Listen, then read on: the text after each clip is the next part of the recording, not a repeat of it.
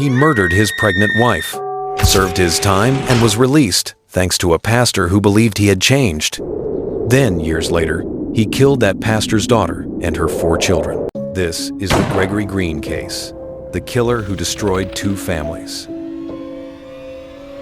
Gregory Green was born on December 10, 1966, in Michigan. On the surface, his early life seemed ordinary.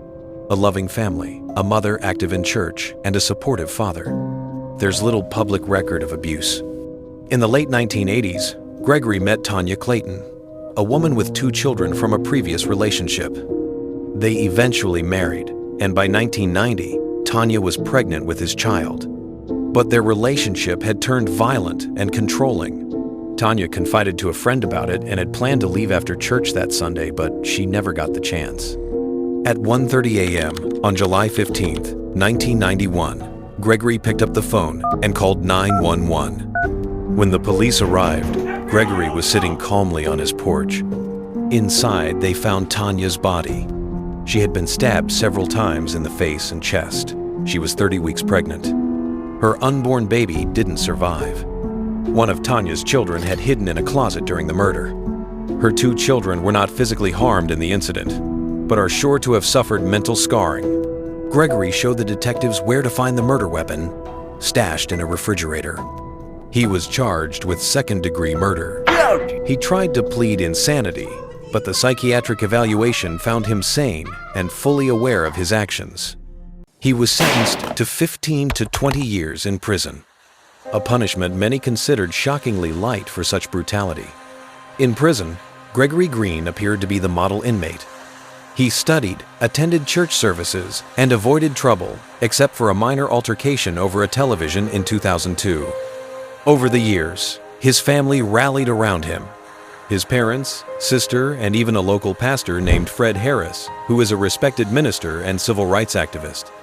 He is a popular pastor with the Church of the Risen Christ Ministries International in Detroit.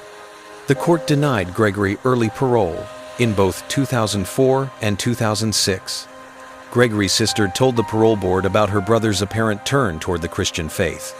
Fred Harris wrote letters to the parole board pleading for his release. The words of encouragement worked in 2008. Shocking, Fred Harris described the first murder as a mishap and an unfortunate lack of self-control. He talked about the damage caused, rather than the loss of life. Gregory served just 16 years for killing Tanya, and was now free to start his life over in the community. However, it seems that Fred Harris knew Gregory Green before his conviction, raising questions on how well Faith, Gregory's soon-to-be wife, knew about his past before marrying him.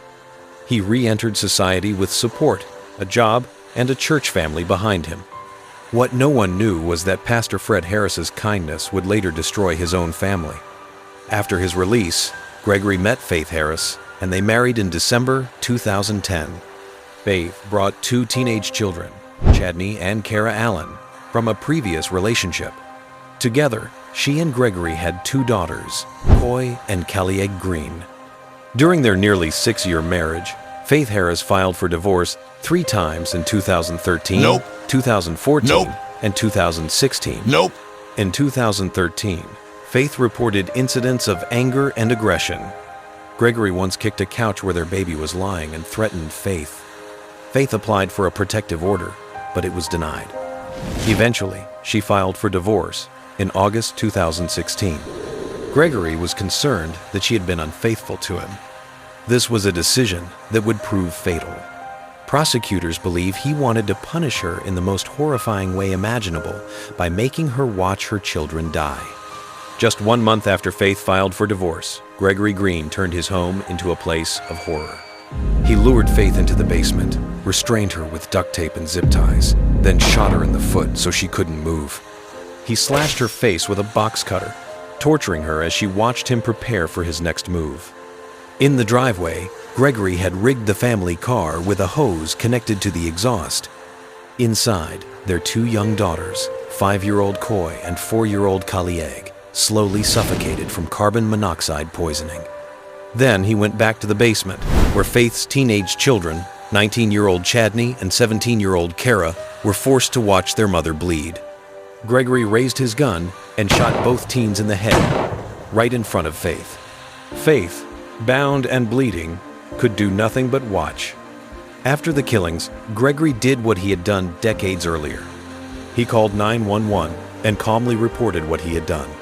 Lieutenant Michael Kraus said the suspect called the police and told them that he had killed his entire family.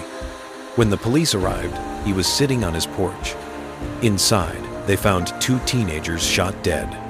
In the driveway, 2 little girls, lifeless in the car.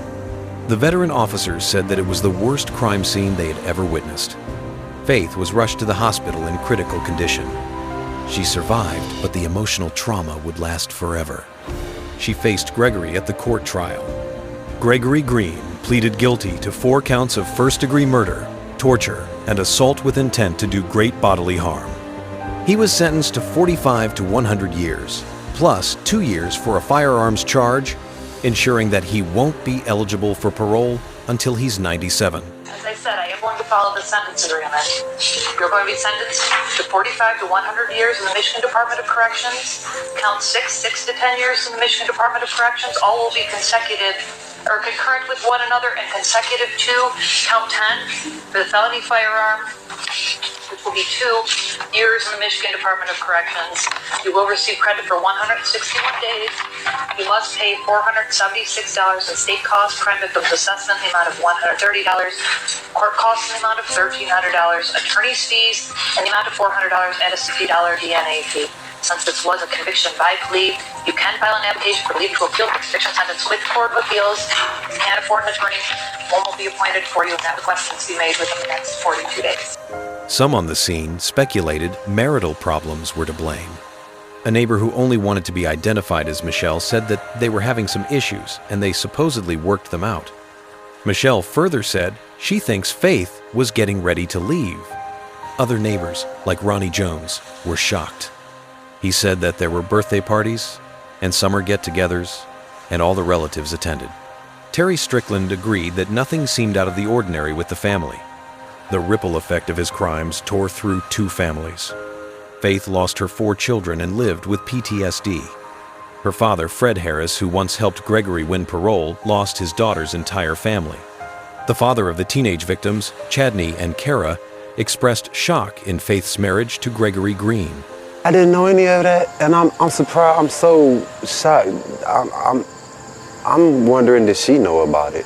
You know, how could she not know about it and be involved with someone like that? She had 2 kids with the guy. On September 14th, 2022, Faith published her book, The Monster That Killed His Family Twice, The Faith Green Story. In it, she relives the night that changed her life, not for sympathy, but to warn others about the dangers of ignoring red flags and believing someone can completely change after extreme violence. But even after all these years, the question remains, how could a man who murdered his pregnant wife be given another chance, only to murder 4 more innocent lives? The Faith Green Story.